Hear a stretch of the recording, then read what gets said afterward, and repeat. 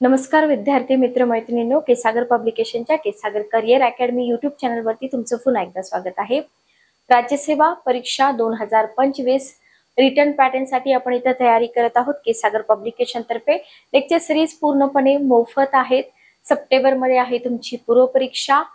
त्या मानाने जर आपण नियोजन इथे ठरवलं तर पूर्व आणि मुख्य परीक्षेचा एकत्रित अभ्यास आपण केला पाहिजे आणि म्हणूनच आपण इथं पूर्व आणि मुख्य दोन्ही सेशन्स कंडक्ट करत आहोत। इथे जे पुस्तकं तुम्हाला सजेस्ट केली जात आहेत ही पुस्तकं फक्त स्पर्धा परीक्षाच नाही तर जे विद्यार्थी पदवी आणि पदव्युत्तर परीक्षा देत आहेत किंवा सेट नेटची एक्झाम देत आहेत अशा सगळ्या विद्यार्थ्यांसाठी आपली ही पुस्तकं अतिशय उपयोगी ठरणार आहेत। तर जिओमॉर्फोलॉजी जिओग्राफी ऑप्शनल मॉड्यूल 1 याच्यामध्ये आपलं आय थिंक मला वाटतं हे 6वं सेशन आहे। तर हे जे सेशन आहेत बघा, मला बऱ्याच विद्यार्थ्यांचे मेसेज आलेत की मॅडम आमचं जिओग्राफी ऑप्शनल नाहीये पण जीएस पेपर 1 साठी आम्ही जिओमॉर्फोलॉजीचे हे लेक्चर्स बघू शकतो का? बघू शकता, काहीच हरकत नाही, याच्यामध्ये तुमचं नुकसान काहीच होणार नाही। ओके, तर याच्यासाठी ज्या पुस्तकातून आपण हे सगळं कंटेंट घेत आहोत तर ऑफिशियल वेबसाईट वरती तुम्ही जावा, एमपीएससी सेक्शन मध्ये जावा। एमपीएससी सेक्शन मध्ये गेल्यानंतर एमपीएससी ऑप्शनल सब्जेक्ट मध्ये तुम्ही जिओग्राफी वरती क्लिक करा। इथे तुम्हाला जिओग्राफी ऑप्शनल साठी भरपूर सारी पुस्तकं मिळतील। जिओग्राफी ऑप्शनल सोबतच जीएस पेपर 1 आणि राज्यसेवा पूर्व परीक्षेसाठी। तर इथं इव्होल्युशन ऑफ जिओग्राफिकल थॉट आहे, भारताचा भूगोल आहे, मॅप साठी तुम्हाला जिओग्राफी थ्रू मॅप्स इंडिया आहे, जिओग्राफी थ्रू मॅप्स वर्ल्ड आहे, इंडिया द फिजिकल ऍस्पेक्ट्स हे सिद्धार्थ सरांचं एक बेस्ट बुक आहे जे हिंदी आणि इंग्लिश मधून आहे। आपल्या पब्लिकेशन याला मराठीमधून तुमच्यासाठी उपलब्ध करून दिलेला आहे। ठीक आहे, त्याच्यानंतर जे दाते सरांचं पुस्तक आहे या पुस्तकामधून आपण शिकवत आहोत। काही भाग आपण इतर पुस्तकांमधून पण घेतोय। तर दाते सरांचं जे पुस्तक आहे पृथ्वीचे अंतरंग, भूरूपशास्त्र, हवामानशास्त्र, सागरशास्त्र, पर्यावरण, भूगोल। ठीक आहे, ओके, हे पुस्तक खूप जास्त इम्पॉर्टंट आहे बघा। फक्त भूगोल ऑप्शनल असणारच नाही तर इतर विद्यार्थ्यांसाठी सुद्धा हे जे पुस्तक आहे हे पुस्तक अतिशय उपयोगी ठरणार आहे। ठीक आहे, ओके, आता पुस्तक कशी मागवायची? पुस्तक तुम्ही आपल्या ऑफिशियल वेबसाईट वरून मागवा किंवा अमेझॉन फ्लिपकार्ट वरून पण मागवू शकता आणि जर तुम्ही पुण्यात असाल तर केसागर बुक हाऊसला भेट देऊन तुम्ही पुस्तक परचेस करू शकता। ठीक आहे, ओके, जिओग्राफी ऑप्शनल शी रिलेटेड जर तुम्ही बघितलं तर आतापर्यंत बेसिक पासूनचा सगळाच भाग मी इथं घेतलेला आहे। फक्त जे सिद्धांत आहेत ते तुम्ही पुस्तकातून कव्हर करा, स्पेशली सिद्धांत ऑप्शनल साठी लागतात। आजचं जे आपलं लेक्चर आहे ते आहे ओशन आणि कॉन्टिनेंट्स जे आहे त्यांची निर्मिती कशी झालेली आहे। ठीक आहे, ज्याला आपण म्हणतो ना प्लेट टेक्टोनिक्स वगैरे। विद्यार्थ्यांना काय वाटतं की प्लेट टेक्टोनिक्स वेगळा अभ्यासूया, तर असं नाहीये। हा पार्ट कुठे येतो, या थेरीज कुठे येतात हे तुम्हाला माहित असलं पाहिजे। तर आजचं जे सेशन आहे आपलं, आजचं सेशन हेच आहे। याच्यामध्ये फिजिकल जिओग्राफी मध्ये तुम्हाला बघा इथं तुम्हाला origin of continents and ocean basis हे आहे आपलं आजचं लेक्चर। लक्षात घ्या, खंड आणि महासागराची निर्मिती कशी झाली। आपल्याला इथे काही खंडाबद्दल सिंपल इन्फॉर्मेशन विचारतील का? अजिबात नाही, जस्ट एक मिनिट थांबा।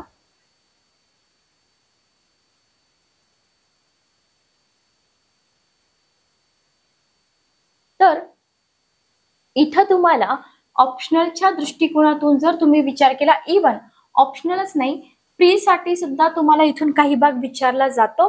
तर इथे तुम्हाला याच्या 6 थेरीज आहेत ना, या थेरीज खूप जास्त महत्वाच्या आहेत। म्हणजे फॉर एक्झाम्पल तुम्हाला प्रिलियमला क्वेश्चन आला की कोणत्या खंडामध्ये वाळवंट आहेत, कोणत्या खंडामध्ये वाळवंट नाहीत, सिंपल क्वेश्चन विचारला बरोबर, पण ऑप्शनलला असं विचारलं जाऊ शकतं का? अजिबात नाही बरोबर। तर इथं तुम्हाला खंड आणि महासागर याची निर्मिती कशी झाली इथपासून अभ्यास करावा लागेल। जिओलॉजिकल टाइम स्केल मी तुम्हाला शिकवलेली आहे की पृथ्वीची निर्मिती 4.5 अब्ज वर्षापासून झालेली आहे बरोबर, लक्षात आलं। याच्यानंतर आपला पुढचा जो टॉपिक आहे अंतर्गत बल आणि बाह्य बल, इंडोजेनिक आणि एक्झोजेनिक फोर्सेस। ठीक आहे, म्हणजे जिओलॉजिकल टाइम स्केलच्या नुसार जर आपण बघितलं तर पृथ्वीची निर्मिती कधीपासून झालेली आहे? 4.5 अब्ज वर्षापासून। मग पृथ्वीच्या निर्मितीपासून म्हणजे 4.5 अब्ज वर्षापासून पृथ्वीवरती, लक्षात घ्या, अंतर्गत आणि बाह्य शक्तींचा परिणाम होत आहे. ठीक आहे, आता अंतर्गत शक्तीमध्ये आपण पुढे भूकंप, ज्वालामुखी हे टॉपिक अजून पुन्हा आपण बघणारच आहोत. ओके, याच्या आधी पण आपण बघितले जे घटक आहेत परिणाम करणारे ते आपण प्रिव्हियस टॉपिक मध्ये बघितले. लक्षात घ्या, पृथ्वीची जी निर्मिती आहे ती एका दिवसात झालेली नाहीये, 4.5 अब्ज वर्षापासून झालेली आहे. पृथ्वीवरती अजूनही ज्या अंतर्गत आणि बाह्य शक्ती आहे त्याचा परिणाम होत आहे. आता या परिणामामुळे काय होतं लक्षात घ्या, या परिणामामुळे हे जे अंतर्गत आणि बाह्य बल आहेत ना, इंडोजेनिक आणि एक्झोजेनिक फोर्सेस, तर यांचा परिणाम म्हणून पृथ्वीवरती किंवा पृथ्वीच्या भूभागावरती भूमिखंड आणि महासागराची निर्मिती झालेली आहे. Okay, clear. इंट्रोडक्शन मध्ये अशा प्रकारचं कंटेंट लागतं, हे मी नेहमी तुम्हाला सांगते की इथं अंतर्गत आणि बाह्य शक्तींमुळे किंवा बाह्य शक्तींचा परिणाम काय आहे की पृथ्वीवरती भूमिखंड आणि महासागराची निर्मिती झाली. बरोबर, मग पृथ्वीवरील हे जे खंड आहेत आणि महासागरात याच्या निर्मितीमध्ये काय झालं, आता हे बघितलंय का कोणी, हे कसं निर्माण झालंय आपण पाठीमागं पण बघितलं. जेव्हा आपण अर्थच्या अंतरंगाबद्दल बोलत होतो की पृथ्वीच्या अंतरंगापर्यंत आपण जाऊ शकतो का, नाही जाऊ शकत, मग ठोकताळे मांडलेले आहेत. बरोबर, अंदाज दर्शवलेले आहेत. मग इथं सुद्धा हे जे पृथ्वीच्या भूभागावरती खंड आणि महासागर निर्माण झालेले आहेत याच्याविषयी वेगवेगळे सिद्धांत मांडण्यात आलेले आहेत. ठीक आहे, ओके. जे भूगोल वैज्ञानिक आहेत किंवा भूगोल तत्ववेत्ते आहेत ना, यांनी काय केलेले आहे, तिथं वेगवेगळे सिद्धांत मांडलेले आपल्याला दिसून येतात. आणि या सिद्धांतावरतीच तुम्हाला क्वेश्चन येऊ शकतो की पृथ्वीवरील खंड आणि महासागराच्या निर्मितीविषयीचे जे सिद्धांत आहेत ते स्पष्ट करा. ओके, याच्यामध्ये पहिला सिद्धांत येतो संतुलन सिद्धांत, ज्याला थेरी ऑफ आयसोस्टॅसी असं म्हटलं जातं इंग्लिशमध्ये. आता तुम्ही म्हणाल याच्यामध्ये काय नवीन आहे, बघा, काही विद्यार्थी मराठीमध्ये कम्फर्टेबल असतील, काही विद्यार्थी इंग्लिशमध्ये कम्फर्टेबल असतील. काही विद्यार्थ्यांचा प्रॉब्लेम हा असतो की अभ्यास करताना इंग्लिशमधून करायचा, लिहिताना मराठीमधून लिहायचं. बघा, ज्याला जसं कम्फर्टेबल आहे तसं तुम्ही करू शकता, पण तुम्हाला मराठी जे पुस्तक आहेत ते आपल्या पब्लिकेशनची अवेलेबल आहेत. ओके, तर संतुलन सिद्धांत, थेरी ऑफ आयसोस्टॅसी, हा आहे पहिला सिद्धांत. हे तुम्हाला प्रिलियम मध्ये सुद्धा विचारले जात आहेत, लक्षात घ्या. वेगनर साहेबांच्या कॉन्टिनेंटल ड्रिफ्ट थेरीवरती, इव्हिडन्स वरती तुम्हाला पूर्व परीक्षेला क्वेश्चन विचारला होता. ठीक आहे, तर दुसरा सिद्धांत आहे वेगनरचा खंडवहन सिद्धांत. विद्यार्थी काय करतात माहिती का, विद्यार्थ्यांना हे सिद्धांत माहीत असतात पण कशासाठी हे सिद्धांत आहेत तेच माहित नसतं. म्हणजे पृथ्वीवरती खंड आणि महासागराची जी निर्मिती आहेत ना, या निर्मितीविषयी हे सिद्धांत आहेत, हे खूप कमी विद्यार्थ्यांना माहित असतं. तुम्ही स्वतःला प्रश्न विचारून बघा की मला हे माहिती होतं का की बाबा हे जे सिद्धांत आहेत ना, हे सिद्धांत खंड आणि महासागराच्या निर्मितीविषयी मांडलेले आहेत. Okay, clear. त्याच्यानंतर आहे आर्थर होम्सचा प्रक्रमण प्रवाह सिद्धांत. आर्थर होम्सचा प्रक्रमण प्रवाह सिद्धांत, पुस्तकामध्ये सगळे सिद्धांत तुम्हाला दिलेले आहेत. सागर तळ विस्तार संकल्पना आहे, ज्याला सी फ्लोर स्प्रेडिंग थेरी असं म्हटलं जातं. त्याच्यानंतर भूपट्ट विवर्तनिकी किंवा तबक विवर्तनिकी किंवा त्याला इंग्लिशमध्ये प्लेट टेक्टोनिक्स म्हटलं जातं, तर प्लेट टेक्टोनिकी सिद्धांत आहे. ओके, त्याच्यानंतर चतुशिरस्क संकल्पना, ज्याला तुम्ही याला मराठीमध्ये दुसरं काही नाव नाहीये. तर इथं जर बघितलं या 6 पैकी तुम्हाला continental drift theory, C floor spreading theory आणि प्लेट टेक्टॉनिक या 3 वरती जास्त क्वेश्चन विचारलेत, पण पुढे जाऊन बाकीच्या 3 वरती पण विचारले जाऊ शकतात. आयोगाचं काही सांगता येत नाही. ठीक आहे, तर हे 6 सिद्धांत कशाविषयी आहेत, तर हे 6 सिद्धांत पृथ्वीवरील खंड आणि महासागराच्या निर्मितीविषयी आहेत. Okay, clear. आता या 6 सिद्धांतापैकी मी जसं तुम्हाला बोलले की वेगनर साहेबांचा जो सिद्धांत आहे खंडवहन सिद्धांत, हा आपल्या अभ्यासाच्या दृष्टीने खूप महत्वाचा आहे. म्हणजे विद्यार्थी जिओग्राफी ऑप्शनल ज्यांचा आहे 6 सिद्धांत तुम्ही अभ्यासा. त्याच्यानंतर आहे भूपट्ट विवर्तनिकी किंवा तबक विवर्तनिकी सिद्धांत, theory of plate tectonics, sea floor spreading theory आणि सागर विस्तार संकल्पना. ठीक आहे, ओके. तर हे तुम्ही इथं अभ्यासा. हे अभ्यासाच्या दृष्टीनं खूप महत्वाचे असे 3 सिद्धांत आहेत, ज्याच्यावरती वारंवार युपीएससी ने पण क्वेश्चन विचारलेले आहेत आणि पुढे जाऊन एमपीएससी पण याच्यावरती क्वेश्चन विचारू शकते. ठीक आहे, ओके, क्लिअर. चला, तर आपण सुरुवातीला बघणार आहोत कॉन्टिनेंटल ड्रिफ्ट थेरी. जास्त काही अवघड नाहीये, आपण अर्धा अभ्यास करतो म्हणून आपल्याला काय होतं, ह्या सगळ्या थेरीज वगैरे अवघड वाटतात. तर हे आहेत अल्फ्रेड वेगनर, यांनी ही थेरी मांडलेली आहे. काय आहे त्यांची थेरी आपण बघूया. वेगनर साहेबांचा खंडवहन सिद्धांत काय सांगतो. ठीक आहे. ओके. जगाचा नकाशा आहे. आज तुम्ही जगाचा नकाशा बघताय, पण हा नकाशा आधीपासूनच असा होता का? नाही. लक्षात घ्या. बरोबर. तर जगाच्या नकाशाचं जेव्हा तुम्ही निरीक्षण कराल तेव्हा तुम्हाला काय लक्षात येतं की पृथ्वीचे फॉर एक्झाम्पल आफ्रिका खंड असेल, एक्झाम्पल मी देते बरं का, की तुमच्या काय लक्षात येतं की पृथ्वीच्या समोरासमोरील खंडाच्या ज्या किनारपट्ट्या आहेत, म्हणजे जेव्हा तुम्ही बघाल तेव्हा असं वाटतं की हे जर पझल सारखं एकत्र आणलं तर हे फिट बसून जाईल एकमेकांमध्ये. बरोबर. असं आपण इमॅजिन करतो. वाटतं की नाही आपल्याला की पृथ्वीच्या समोरासमोरील जे खंड आहेत ना, त्या खंडाच्या ज्या किनारपट्ट्या आहेत त्यांचा जो आकार आहे ना त्याच्यामध्ये विलक्षण साधर्म्य आहे. बरोबर. आणि त्या एकमेकांमध्ये एकदम चपलकपणे बसतात, म्हणजे पझल सारख्या एकदम बसून जातात. जर तुम्ही आफ्रिकेचा पश्चिम किनारा, आता हे किनारे लक्षात ठेवा, किनारे पश्चिम किनारा, जर तुम्ही आफ्रिकेचा पश्चिम किनारा बघितला आणि दक्षिण अमेरिकेचा पूर्व किनारा, मी तुम्हाला इथे एक इमेज पण दाखवते. जस्ट एक मिनिट थांबा.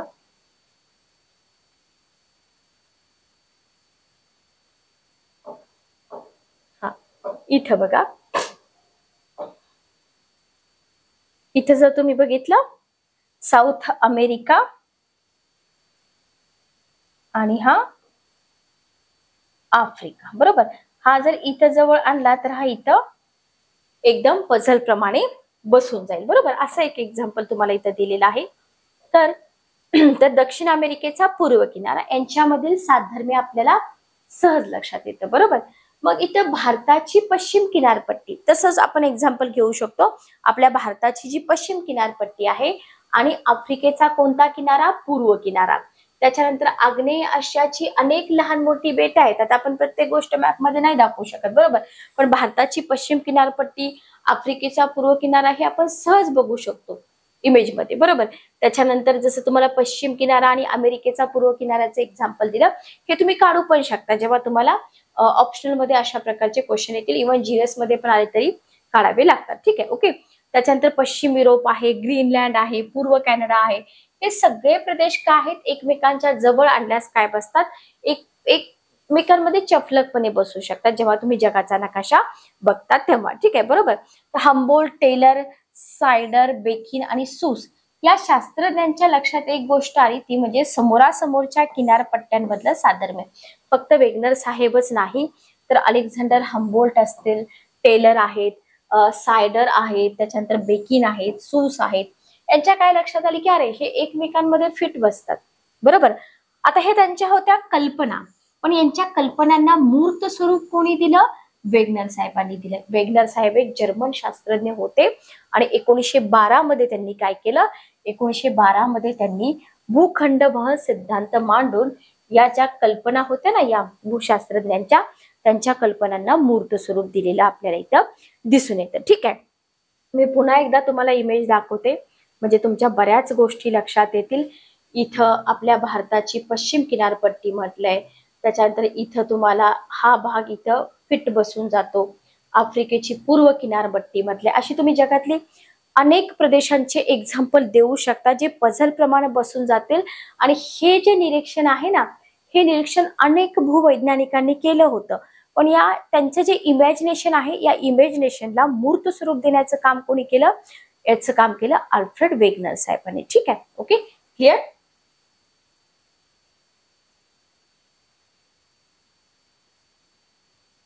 तर आता निरनिराळे शास्त्रज्ञ आहेत, त्यांनी काय केलं? खंड आणि महासागराची जी उत्पत्ती झाली ना त्याचे निरनिराळे सिद्धांत मांडले. बरोबर. त्यांची स्वतःची मतं मांडली. याच्यामध्ये जर आपण बघितलं तर याच्यामध्ये अल्फ्रेड वेगनर हे जे जर्मन शास्त्रज्ञ होते आणि अँथोनी स्नीडर हे जे फ्रेंच शास्त्रज्ञ होते ना, यांनी 1858 मध्ये मांडलेल्या भूमिखंडे आणि सागर विभाग यांची स्थानं बदलती असावीत या मताचं समर्थन करून काय केलं? आपला भूखंड वहनाचा सिद्धांत मांडला. बघा, हे जे वेगनर साहेब होते ना, या वेगनर साहेबांनी अँथोनी स्नीडर या फ्रेंच शास्त्रज्ञांचं जे मत होतं ना की बाबा भूमिखंड आणि सागर जे आहे त्यांची स्थानं बदलती असावीत असं त्यांचं मत होतं. कोणाचं? या अँथोनी स्नीडर यांचं. आणि या मताचं समर्थन कोणी केलं? वेगनर साहेबांनी केलं. आणि या मताचं समर्थन करूनच त्यांनी काय केलं? इथं भूखंड वहनाचा सिद्धांत मांडलेला आपल्याला दिसून येतो. जस्ट एक मिनिट थांबा. ओके, चल. वेगनर साहेब जे होते हे प्राच्य हवामानशास्त्राचे अभ्यासक होते. लक्षात घ्या, वेगनर साहेब प्राच्य हवामानशास्त्राचे अभ्यासक होते. आपल्या सिद्धांताच्या, आता सिद्धांत यांनी कोणता मांडला? भूखंडवनाचा सिद्धांत. कोणाच्या मताचं समर्थन केलं? अँथोनी स्नीडर यांच्या मताचं समर्थन केलं. बरोबर. मग त्यांनी, आता कुठलाही सिद्धांत तुम्ही मांडताय तर त्याचे पुरावे तुम्हाला द्यावे लागतात. बरोबर. तर सिद्धांताच्या पुष्ट्यर्थ त्यांनी काय केलं? हवामान विषयक पुरावे गोळा केले. बरोबर. कारण हे कोण होते? हे होते प्राच्य हवामान शास्त्रज्ञ किंवा हवामानशास्त्राचे अभ्यासक म्हणू शकता. मग आता वेगनर साहेबांनी काय केलं? पुरावे गोळा केले. मग वेगनर साहेबांनी सिद्धांत मांडण्यापूर्वी काही ऑब्झर्वेशन केले असतील. बरोबर. काय ऑब्झर्वेशन केले त्यांनी? बघा, वेगनर साहेबांनी ऑब्झर्वेशन केले की अंटार्क्टिक खंडावरती, हे सगळे ऑब्झर्वेशन्स तुम्हाला आन्सर रायटिंग साठी उपयोगी पडणार आहे. जिओग्राफी ऑप्शनल असू द्या किंवा जीएस पेपर 1 मध्ये जर तुम्हाला याच्याविषयी क्वेश्चन विचारला तर. ठीक आहे. तर अंटार्क्टिक खंडावरती दगडी कोळसा आढळतो. ओके. जिओलॉजिकल टाइम स्केल आता तुम्हाला आठवावी लागेल. याचा अर्थ काय? की पूर्वी या ठिकाणी उष्ण आणि आर्द्र हवामान असले पाहिजे. कसा तयार होतो दगडी कोळसा? कोणत्या हवामानामध्ये तयार होतो? बरोबर. मग त्यांनी काय निरीक्षण केलं की अंटार्क्टिक खंडावरती दगडी कोळसा आढळतो. याचा अर्थ काय? की बाबा याच खंडावरती दगडी कोळसा का आढळतो? कारण का इथं उष्ण आणि आर्द्र हवामान असावं त्यावेळेस. बरोबर. दुसरं निरीक्षण त्यांनी काय केलं की आफ्रिका, भारत, ऑस्ट्रेलिया या ठिकाणी, आपला भारत पण आहे याच्यामध्ये, या ठिकाणी प्राचीन काळातील हिमावरणाची चिन्हे आढळून येतात असं वेगनर साहेबांना आढळलं. की बाबा जर आफ्रिका, भारत, ऑस्ट्रेलिया बद्दल बघितलं तर इथं प्राचीन काळातील हिमावरणाची चिन्ह आढळून येतात. बरोबर. याच्यावरून पूर्वी हे प्रदेश शीत कटिबंधात असले पाहिजे. बरोबर. जर हिमावरणाची चिन्ह आढळत असतील तर त्यांनी काय इथं अंदाज लावला की बाबा हे प्रदेश शीत कटिबंधामध्ये असले पाहिजे. बरोबर. हे 2 निरीक्षण होती वेगनर साहेबांची. ओके. मग ह्या निरीक्षणावरून वेगनर साहेबांनी काय केलं? 2 विकल्प मांडले. कोणते विकल्प मांडले? आता ते होते हवामानशास्त्राचे अभ्यासक. बरोबर. की हवामानाच्या परिस्थितीमध्ये आता हे सगळं बदललंय. आता जर तुम्ही बघितलं तर हिमावरणाची चिन्ह आपल्या भारतामध्ये वगैरे आढळतात का, असा प्रश्न तुम्ही स्वतःला विचारा. की ते काय बोलतात की परिस्थितीमध्ये मोठी स्थित्यंतरे झाली असावी. ओके. आणि जे खंड आहेत त्या खंडाचं स्थलांतर झालं असावं. या 2 ऑब्झर्वेशन वरून त्यांनी 2 विकल्प मांडले. लक्षात आलं? आणि याच्यापैकी आता बघा, हे 2 विकल्प मांडले.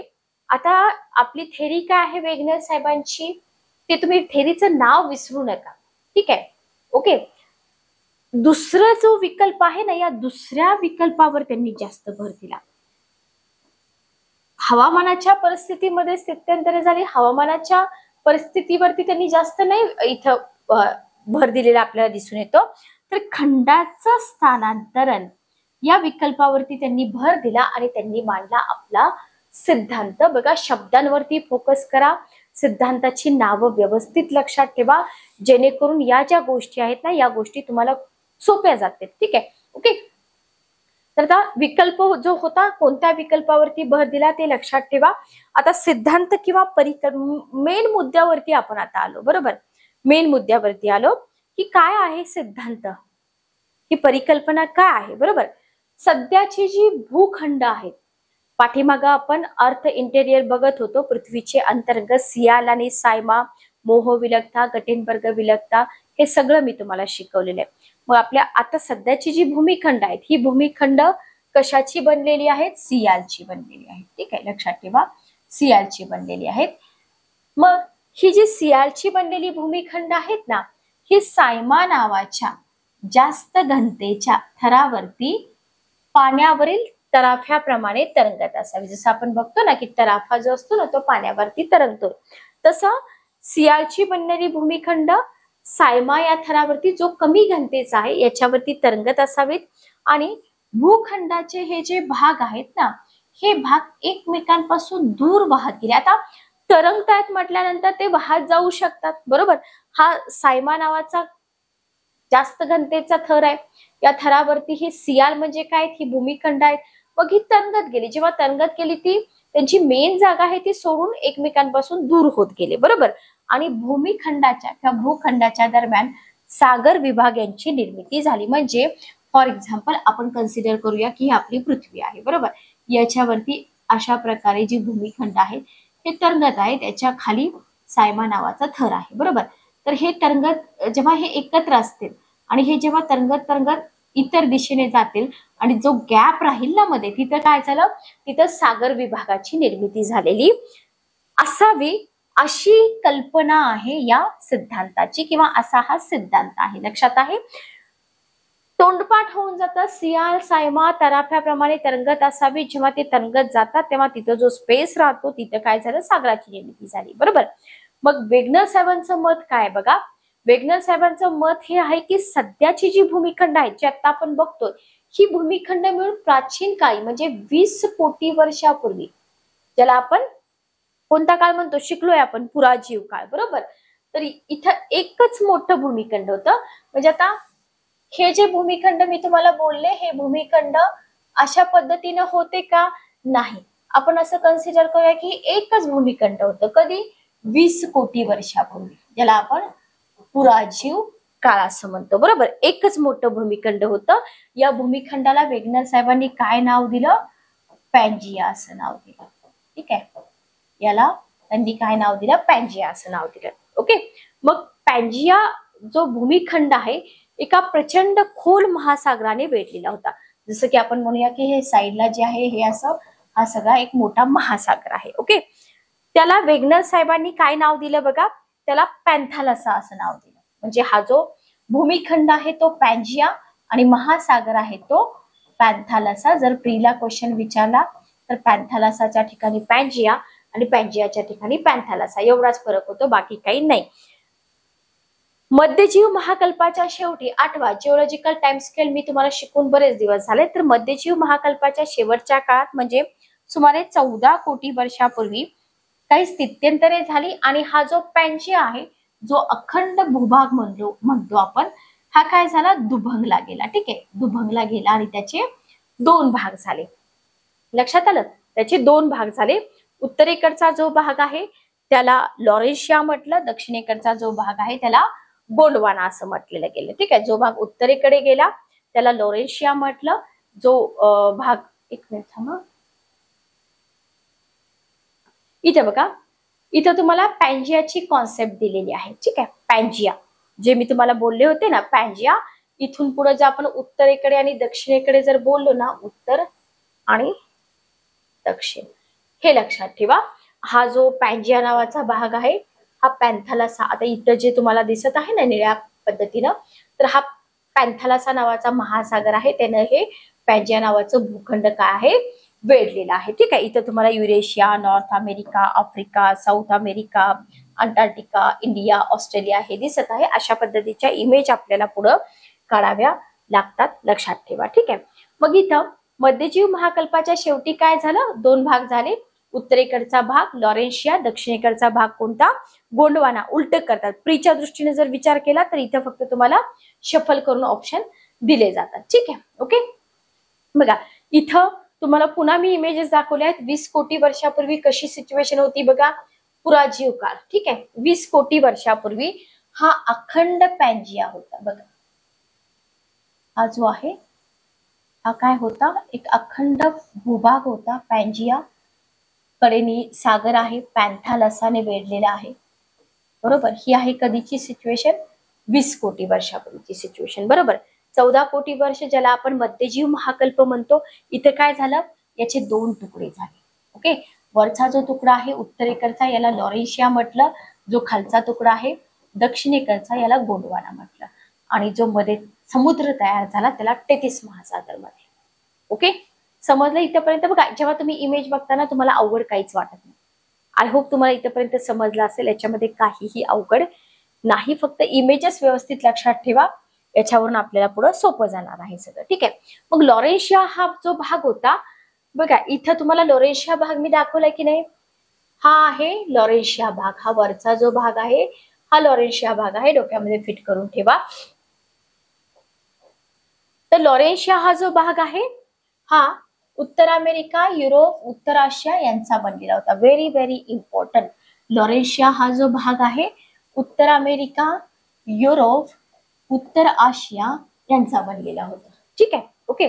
आणि जो दक्षिणेकडचा भाग होता ज्याला आपण गोंडवाना म्हणतो, हा दक्षिण अमेरिका, आफ्रिका, भारत, ऑस्ट्रेलिया आणि अंटार्क्टिका यांचा बनलेला होता. Okay, clear. आणि या दोन भागांच्या दरम्यान तेथिस नावाचा समुद्र मी तुम्हाला इथं इमेज मध्ये पाठीमागं दाखवलेला आहे. इथपर्यंत आपण सगळं फॅमिलियर असतो, लक्षात घ्या. इथपर्यंत आपल्याला काही अवघड आहे का? काहीच अवघड नाही. ठीक आहे, ओके. त्याच्यानंतर बघा आता काय झालं, हे सगळं तयार झालं, दोन भागामध्ये विभागला. त्याच्यानंतर लॉरेन्शिया आणि गोंडवाना यांची उत्तरेकडे म्हणजे विषुववृत्ताकडे म्हणजे या वरच्या दिशेला आणि पश्चिमेकडे हालचाल होऊ लागली. ठीक आहे, उत्तरेकडे म्हणजे विषुववृत्ताकडे आणि पश्चिमेकडे हालचाल होऊन काय झालं, लॉरेन्शिया आणि गोंडवाना विखंडित झाले. बरोबर, जसं की आपण इथं बघितले ना की यांची हालचाल झाली आणि हे दोघ जण काय झाले इथं, जस्ट एक मिनिट थांबा.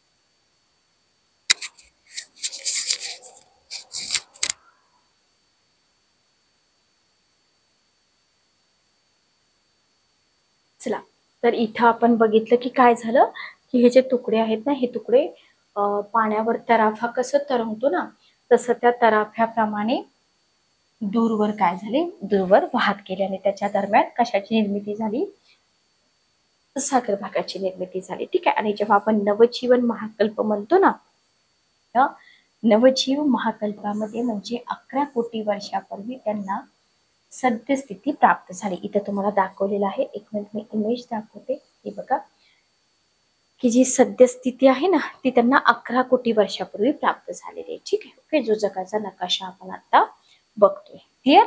आय होप तुम्हाला इथपर्यंत समजलं असेल. नेक्स्ट पार्ट आपण बघूया.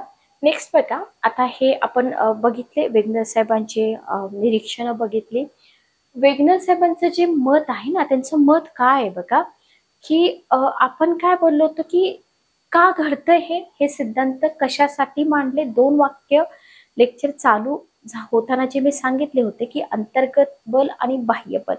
तर वेगनर साहेबांचं मत हे आहे की जे अंतर्गत बल आहे, बरोबर, इंडोजेनिक फोर्स आपण म्हणतो, तर या बलामुळे काय झालं, जो पॅन्जिया भूखंड होता त्या भूखंडाचं विघटन झालं. बरोबर, आणि विघटन झालं असावं असं त्यांना वाटतं आणि भूखंड होण्यासाठी अधस्तरता इथं निर्माण झाली असेल. ठीक आहे, आणि जे होणारं अभिसरण प्रवाह आणि आकाशस्थ ग्रह तारे यांच्या आकर्षणातून निर्माण होणारी भरती ओहोटीचे बल किंवा प्रेरणा अशी 2 बल कारणीभूत झाली असावीत असं त्यांनी गृहीत धरलं. बघा, वेगनर साहेबांचं मत खूप महत्वाचं आहे की कशामुळे हा पॅन्जिया नावाचा भूखंड विभागला गेला, अंतर्गत बलामुळे. बरोबर, भूखंड वहन का झालं, तर याच्यासाठी अधस्तरामध्ये निर्माण होणारे जे अभिसरण प्रवाह आहेत आणि आकाशस्थ ग्रह तारे आहेत त्यांच्या आकर्षणातून जी निर्माण होणारी भरती ओहोटी आहे याचं बल किंवा प्रेरणा कारणीभूत असेल असं इथं त्यांनी गृहीत धरलं वेगनर साहेबांनी. ठीक आहे, जो बल हा मुद्दा आहे ना याच्यामध्ये हे पॉइंट तुम्हाला काय करावे लागतील, लक्षात ठेवावे लागतील. ठीक आहे, मग आता ही भूमिखंडाचं वहन तर झालंय, याची दिशा बघा. वेगनर साहेब काय म्हणतात की भूमिखंड वहनाची जी दिशा आहे ना, त्यांच्या मते भूमिखंडाचं वहन 2 दिशांनी झालं असावं. ठीक आहे, 2 दिशांनी झालं असावं. कशामुळं?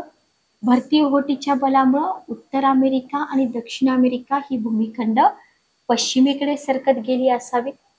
ओके, गुरुत्वाकर्षण बल आणि अंतर्गत बलामुळे काय झालं, भूमिखंडाचं कशाकडे, विषुववृत्ताकडे वहन झालं. ठीक आहे, आणि गोंडवानाचं विभाजन होऊन अरेबिया, भारतीय द्वीपकल्प, आफ्रिका, ऑस्ट्रेलिया, अंटार्क्टिका हे जे भाग आहेत ना, हे भाग निर्माण झाले असावेत. अगेन 2 पॉइंट इथं खूप इम्पॉर्टंट आहेत. त्यांनी 2 इथं जे दिशा एक्सप्लेन केलेल्या आहेत, उत्तर अमेरिका, दक्षिण अमेरिका पश्चिमेकडे सरकत गेली आणि गुरुत्वाकर्षण बल आणि अंतर्गत बल, भरती ओहोटीमुळे काय झालं आणि गुरुत्वाकर्षण बल आणि अंतर्गत बलामुळे काय झालं हे व्यवस्थित लक्षात ठेवा. ठीक आहे, मग वेगनर साहेबांचा जो भूखंड वहनाचा सिद्धांत आहे ना, हा सिद्धांत पर्वतांची जी निर्मिती आहे ना, तर या पर्वताच्या निर्मितीवर सुद्धा प्रकाश टाकतो. लक्षात ठेवा, तुम्हाला विचारलं जाऊ शकतं की वेगनर साहेबांचा भूखंड वहन सिद्धांत पर्वताच्या निर्मितीवरती प्रकाश टाकतो, स्पष्ट करा.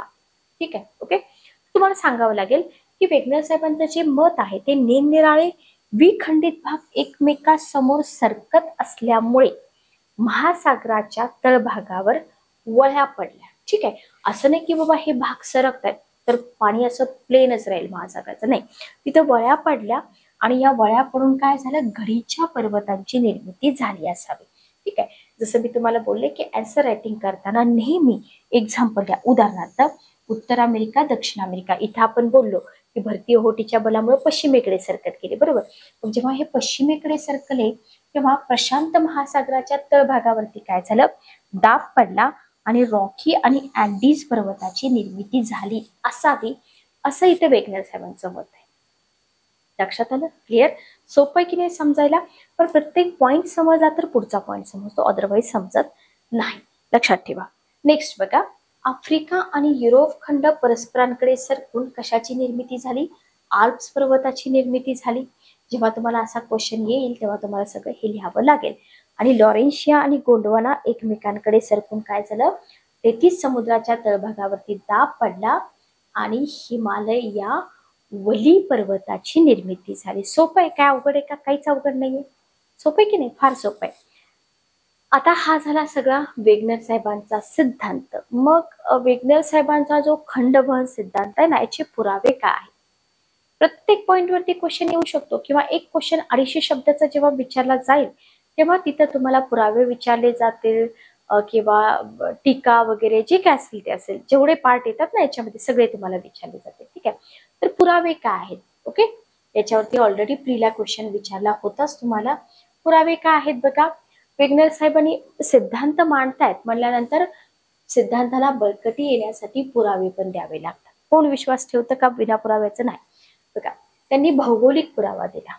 ओके, त्यांनी पहिला भौगोलिक पुरावा दिला की अटलांटिक महासागराच्या पूर्व आणि पश्चिम किनारपट्टीच्या भूरचनेत साम्य असून हे जर 2 जवळजवळ आणले तर एकमेकांमध्ये चपलकपणे बसतात आणि त्यापासून एकसंध भूमीचा भाग तयार होऊ शकतो. उदाहरणार्थ बघा, ब्राझीलचा किनारा, इथं एक्झाम्पल दिलंय तुम्हाला, ब्राझीलचा किनारा, दक्षिण अमेरिका आणि इथं गिनीचे आखात, आफ्रिका यांचा जर भाग तुम्ही असं एकमेकांमध्ये बसवला तर हा जो आहे ना, हा एकसंध असा भूमिखंड तयार होतो असं इथं यांनी सांगितलं. यालाच काय म्हटलेलं आहे? यालाच म्हटलेलं आहे जिग्सॉ फिट.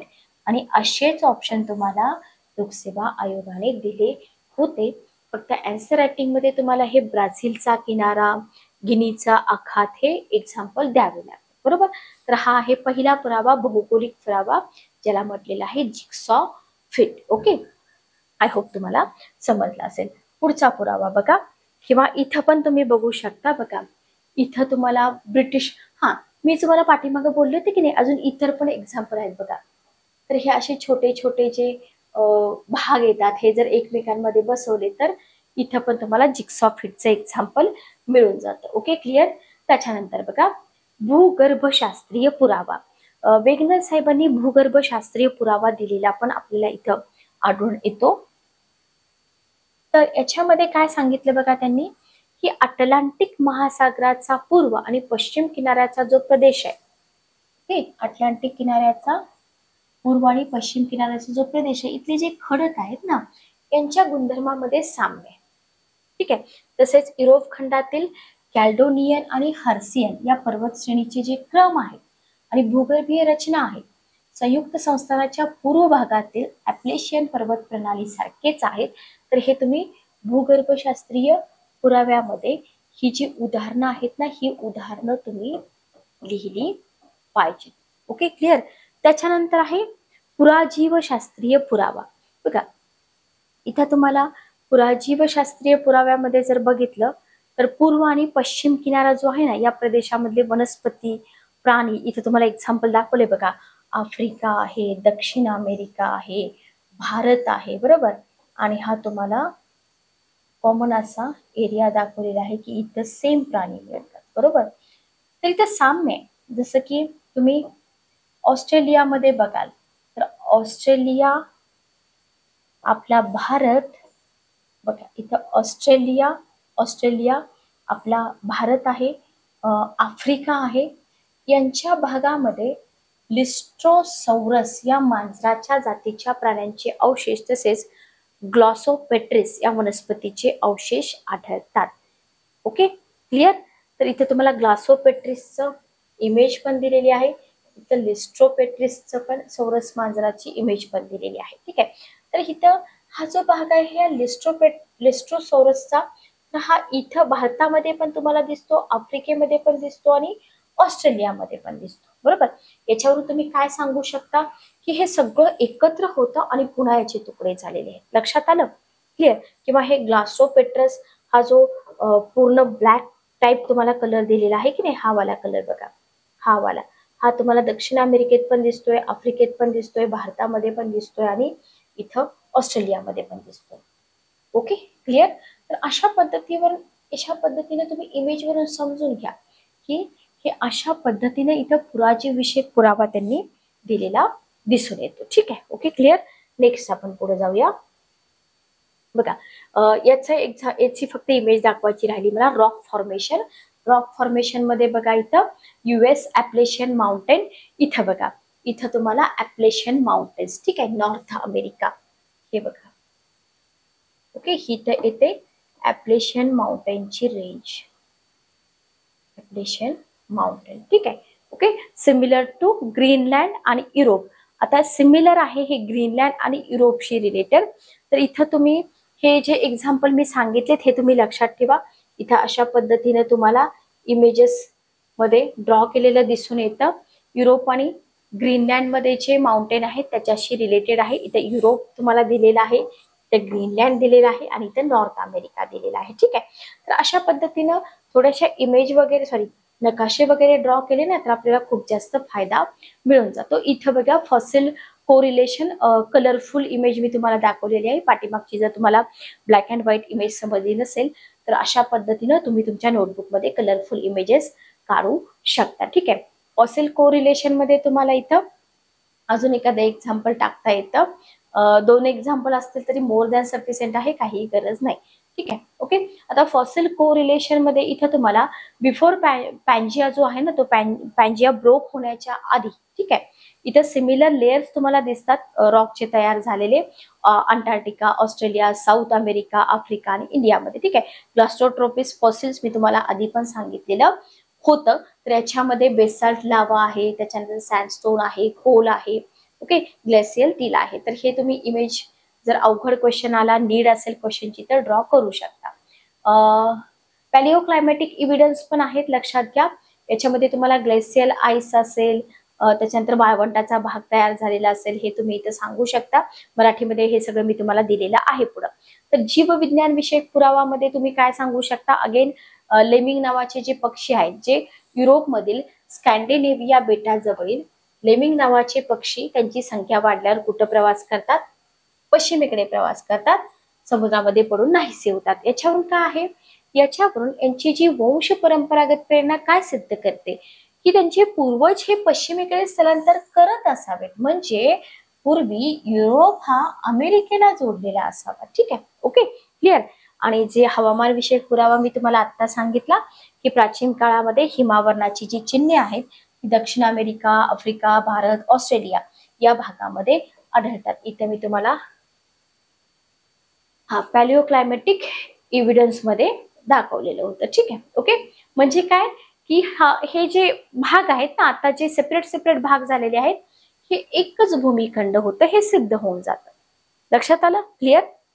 त्याच्यानंतर ज्यामितीय पुरावामध्ये जर तुम्ही बघितलं तर उत्तर अमेरिका आणि ग्रीनलँड यांच्यामधलं जर अंतर मोजलं तर त्याच्यामध्ये दरवर्षी फरक पडत आहे.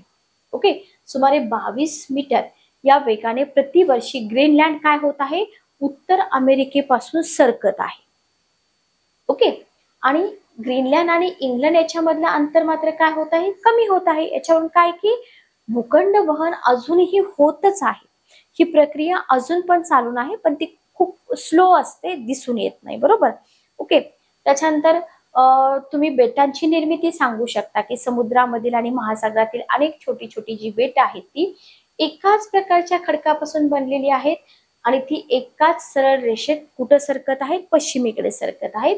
उदाहरणार्थ हवाई आणि कॅरिबियन बेटांचं एक्झाम्पल तुम्ही इथं देऊ शकता. ठीक आहे, ओके. तर याच्यावरती तुम्हाला क्वेश्चन विचारलेले आहेत. त्याच्यानंतर पॅलिओ क्लायमॅटिक एव्हिडन्स मध्ये तुम्ही इथं अशा पद्धतीनं, एकच मिनिट थांबा. बरं, हे मी तुम्हाला अगोदरच सांगितलेलं आहे. बरोबर, जो बर्फाळ रिजन आहे वगैरे. बघा इथं पॅलिओ क्लायमॅटिक एव्हिडन्स तुम्हाला इमेज दिलेली आहे. तिथं ग्लेशियरची इमेज दिलेली आहे, न्यूझीलंड. ठीक आहे, ओके. चला, आता हा झाला वेगनर साहेबांचा सिद्धांत, त्याचे पुरावे वगैरे सगळं काही. मग आता प्रत्येक जण तर सिद्धांत ऍक्सेप्ट करणारा नसतो. बरोबर, असे कोणीतरी असतील की ज्यांनी या सिद्धांतावरती टीका केली असेल किंवा त्याच्यावरती आक्षेप घेतला असेल. तर काय आक्षेप घेतले बरं? बघा, वेगनर साहेबांनी कधी सिद्धांत मांडला? वेगनर साहेबांनी 1912 मध्ये आपला सिद्धांत मांडला. बरोबर, त्याच्यानंतर त्यांच्यावरती सडकून टीका झाली. का झाली? बघा, 2 आक्षेप घेतले त्यांच्या सिद्धांतावरती. कोणते आक्षेप?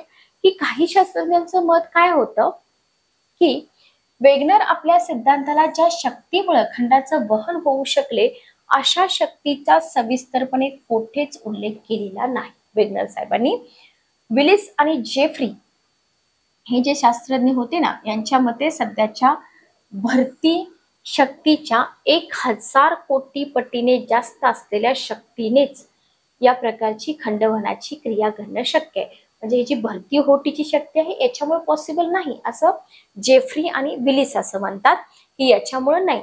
तर याच्यापेक्षा 1000 कोटीनं असं कुठलं बल असेल, शक्ती असेल तर त्याच्यामुळे भूमिखंड वहनाची क्रिया घडणं शक्य आहे. परंतु एवढी प्रचंड शक्ती पृथ्वीवर अस्तित्वात असणं शक्यच नाही. कारण जर एवढी प्रचंड शक्ती पृथ्वीवर अस्तित्वात असती तर 1 वर्षाच्या कालावधीत पृथ्वीचे सूर्याभोवती परिभ्रमण थांबले असते. ओके, हा झाला पहिला आक्षेप. दुसरा आक्षेप बघा, प्रोफेसर हेस यांच्या मताप्रमाणे सायमा हा सियाल या थरापेक्षा कठीण असतो. ठीक आहे, त्याच्यामुळे सियाल पासून तयार झालेली भूमिखंड सायमाच्या थरावरती तरंगू शकत नाही.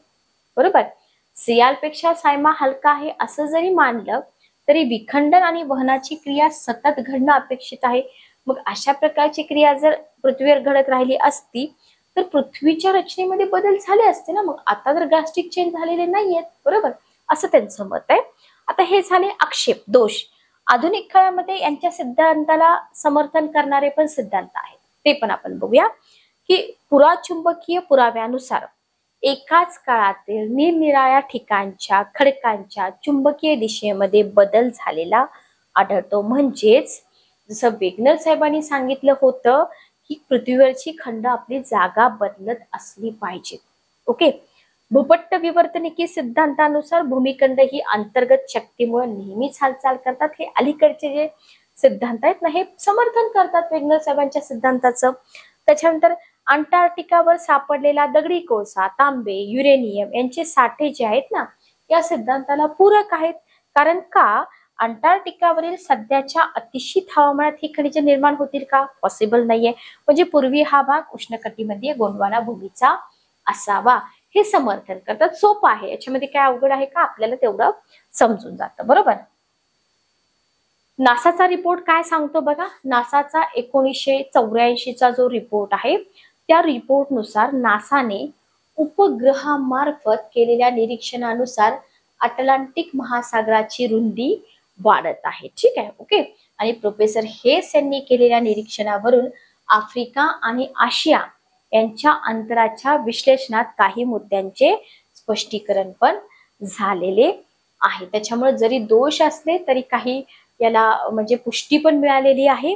आणि म्हणून आपल्याला वेगनर साहेबांचा खंडवहन सिद्धांत एक्सप्लेन करून त्याचं महत्व सांगा असा एखादा क्वेश्चन जर विचारला तर तिथं तुम्हाला बॅलन्स आन्सर देता आलं पाहिजे, निष्कर्ष बॅलन्स देता आला पाहिजे की वेगनर साहेबांच्या खंडवहन सिद्धांतामुळे त्यांच्यावरील आक्षेप यांची पुष्टी मिळवण्यासाठी भौगोलिक संशोधनाला प्रेरणा आणि चालना मिळाली.